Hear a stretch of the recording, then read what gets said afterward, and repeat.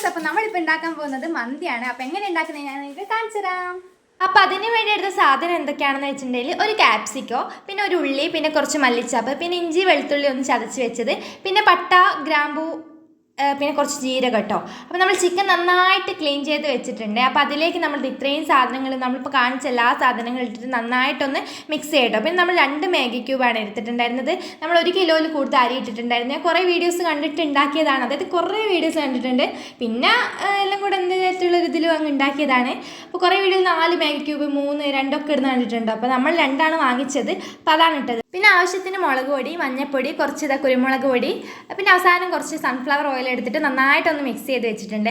ഇനി നമുക്കിത് നേരെ കുക്കറിൽ എടുത്തിട്ട് നമുക്കൊരു 4 വിസിൽ, അങ്ങനത്തെ കുക്കറിൽ ഒരു 4 വിസിൽ എടുത്തിട്ടുണ്ട് കേട്ടോ. അങ്ങനെ 4 വിസിലോട് തുറന്നപ്പോൾ ഗൈസ് നമ്മുടെ സാധനം ഇവിടെ സെറ്റായിട്ടുണ്ട്.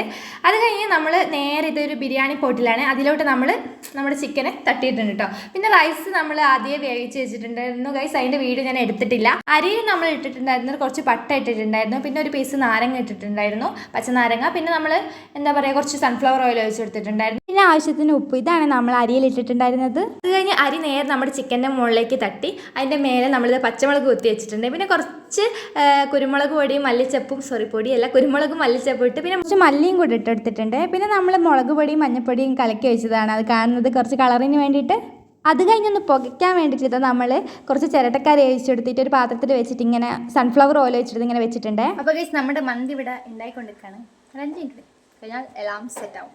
അപ്പം നമുക്ക് കഴിക്കുന്ന കാണിച്ചു തരാം. പിന്നെ ദമ്മം കെട്ട് നമ്മുടെ സാധനം ഇവിടെ സെറ്റ് ആയിട്ടുണ്ട് കേട്ടോ. ഇനി നമുക്കിത് മിക്സ് ചെയ്തെടുക്കാം. പിന്നെ ഒരു പ്രശ്നം എന്താണെന്ന് വെച്ചിട്ടുണ്ടെങ്കിൽ നമ്മുടെ അരി എന്താ പറയുക, ഫുൾ കുക്കിൻ്റെ ഒരു കുറച്ചുകൂടെ ഒന്ന് വേവാനുണ്ടായിരുന്നു. പക്ഷേ ഞാൻ കുറേ വീഡിയോ കണ്ടത് ഒരു 1/2 കുക്ക് അല്ലെങ്കിൽ 1/4 കുക്കാകുമ്പോൾ എടുക്കാനാണ് ഞാൻ വീഡിയോ കണ്ടത്.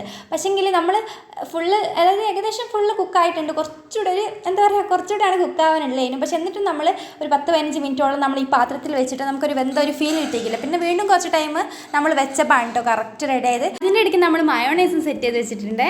അപ്പോൾ ഗൈസ് നമ്മുടെ മന്തി ഇവിടെ റെഡി ആയിട്ടുണ്ടോ, ഞാൻ കഴിച്ച് നോക്കാം. നിങ്ങളൊന്ന് ട്രൈ ചെയ്ത് നോക്ക് കേട്ടോ, സംഭവം സെറ്റാണ്. നല്ല ടേസ്റ്റ്, സൂപ്പർ. ബൈ.